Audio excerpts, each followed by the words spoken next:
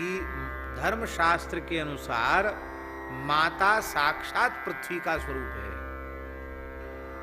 लिखा है ना, माता छितेश तनु, माता छितेश तनु, माता साक्षात धरती माता का स्वरूप है। इसलिए महाभारत के अनुशासन पर्व में धर्मराज युधिष्ठिर को भीष्म पितामह जी ने कहा है, हे युधिष्ठिर, जो जातक अपनी सेवा से, आज्ञा पालन से अपनी जन्मदात्री माता को प्रसन्न कर लेता है, उस व्यक्ति को धरती के समस्त दुर्लभ सुख सहज ही प्राप्त हो जाता है। जो चाहे पद प्रतिष्ठा, जो चाहे वो मां की कृपा से प्राप्त हो, बस मां को राजी कर ले, प्रसन्न कर ले, किसी भी प्रकार से अपनी जन्मदात्री मां का तिरस्कार न करे।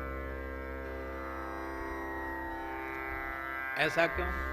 धरती के समस्त सुख माता की प्रसन्नता से प्राप्त हो जाते हैं। ये बात इसलिए कही गई क्योंकि माता साक्षात धरती माता का ही स्वरूप है। इसलिए माता के प्रसन्न होने से धरती माता प्रसन्न हो जाती है।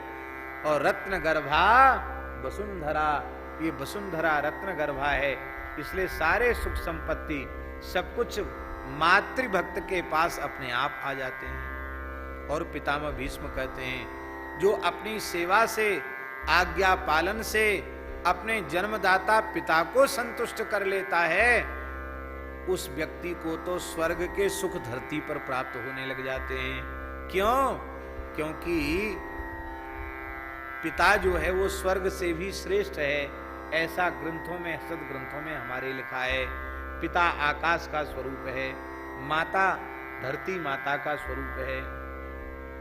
और वहां महाराज जी लिखा है, यदि आज्ञा पालन और सेवा से, भीष्म पितामह युधिष्ठिर से कहते हैं, यदि कोई अपने सद्गुरु को प्रसन्न कर लेता है, तब तो वह प्रकृति मंडल का अतिक्रमण करके, ब्रह्मलोक का भी अतिक्रमण करके भगवान के नित्य वैकुंठ को प्राप्त कर लेता है, मोक्ष को प्राप्त कर लेता है।